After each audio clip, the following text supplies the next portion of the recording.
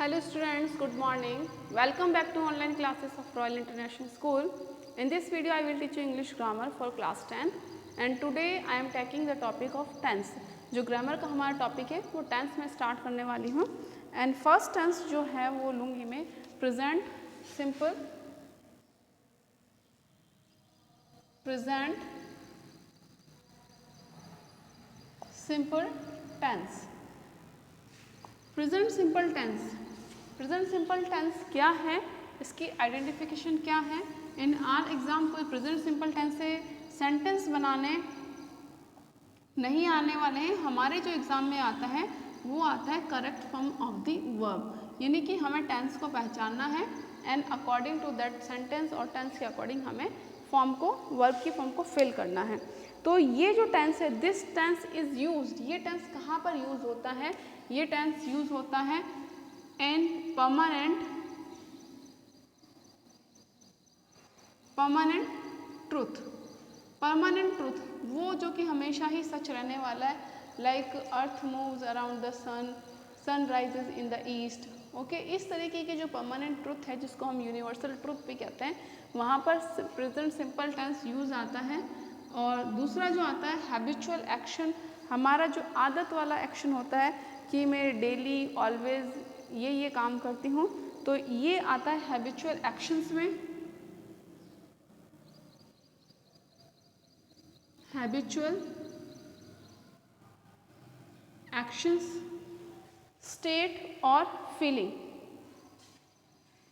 Journal states यानी कि स्थिति बताने में और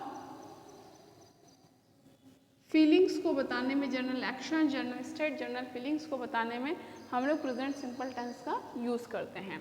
ठीक है, now we talk about the verb, which kind, which form of the verb is used in this tense. Verbs first form is used in this tense.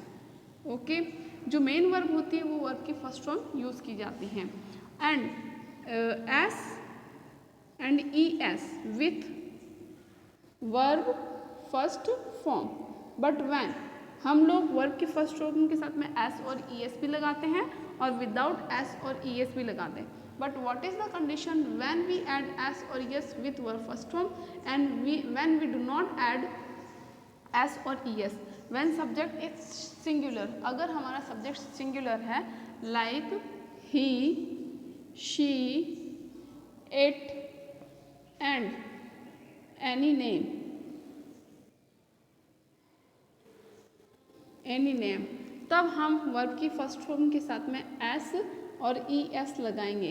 But I भी तो सिंगुलर पर्सन है, आई के साथ में हम लोग एस और E S नहीं लगाएंगे। आई के साथ में ओनली वर्ब की फर्स्ट फॉर्म यूज़ करेंगे विदाउट एस और ई एस। ये बात हमें याद रखनी है।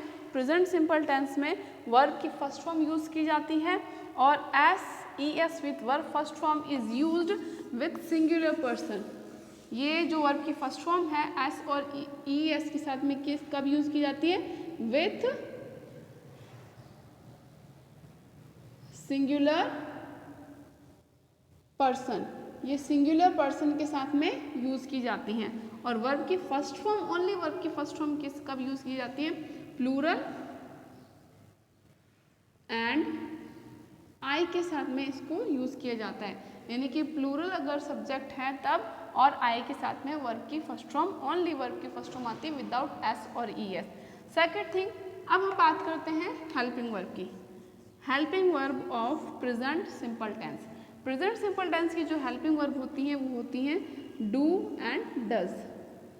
But when we are using does then do not add, there is no need to add s or es with verb first form. Do is always used with the plural and I. अगर subject I है और subject plural है like you, we, दे, अगर इस तरीके के plural subject है और I है, देन हेल्पिंग वर्ब जो यूज होती है वो किस किस के साथ में होती है? I के साथ में,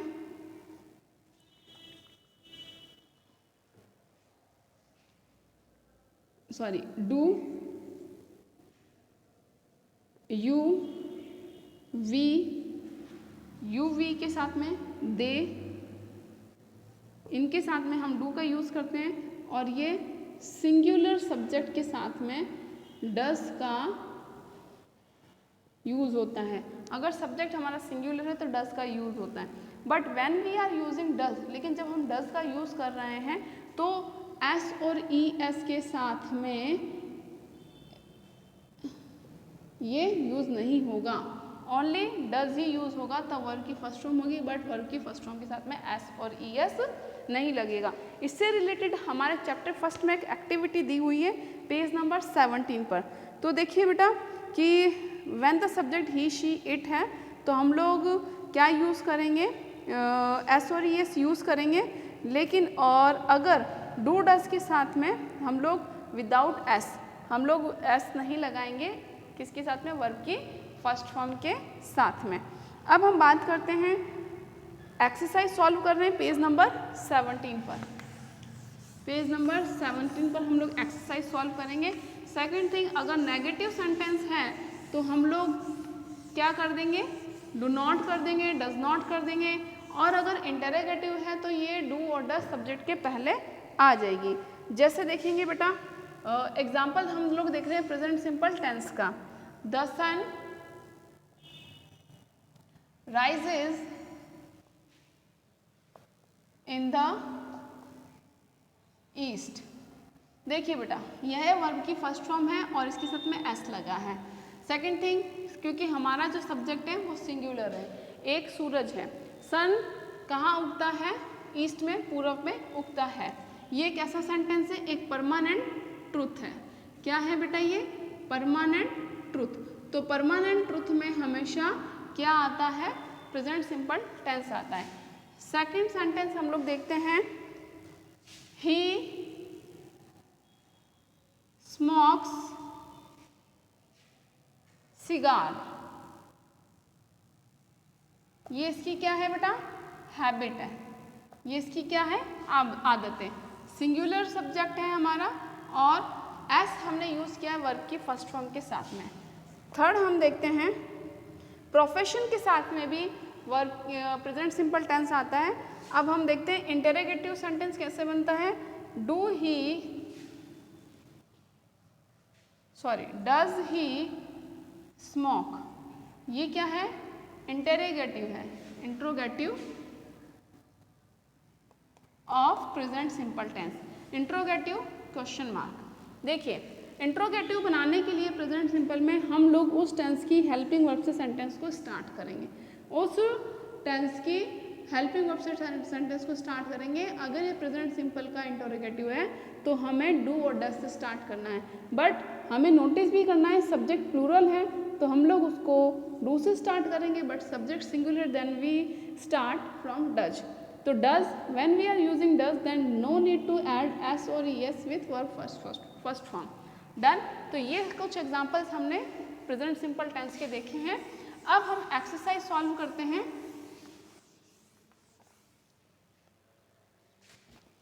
जो एक्सरसाइज है, एक्सरसाइज प्रेजेंट सिंपल टेंस की एक्सरसाइज पेज नंबर 17 पर,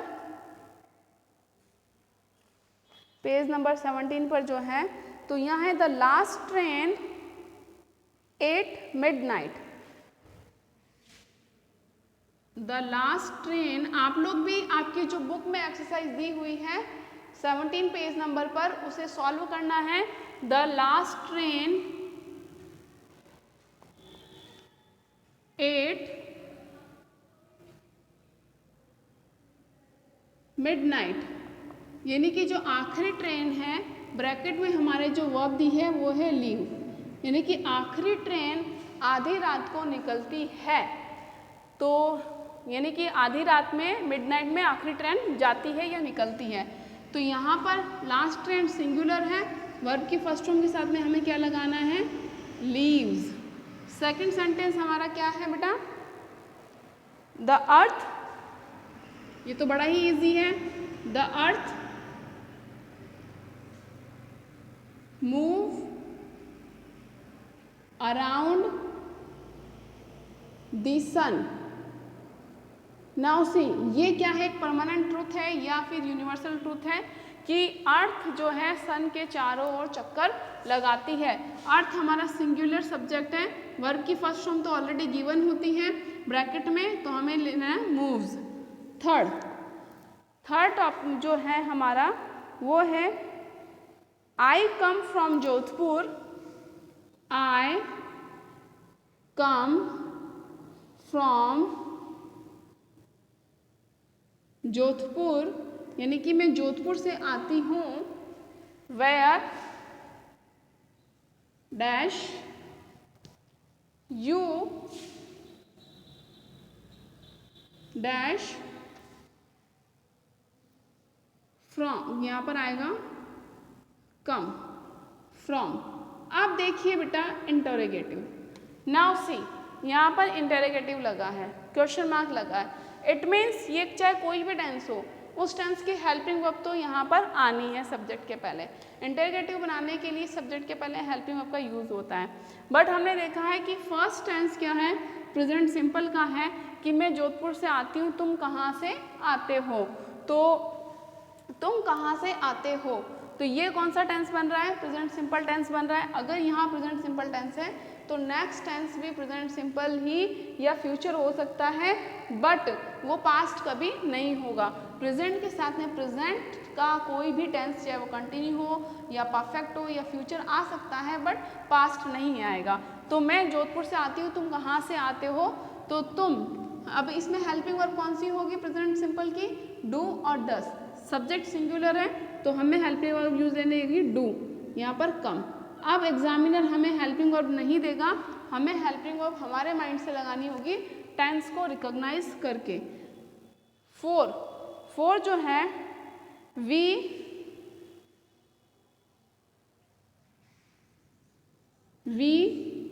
वर्क, नॉट दिया है बेटा उसमें, नॉट वर्क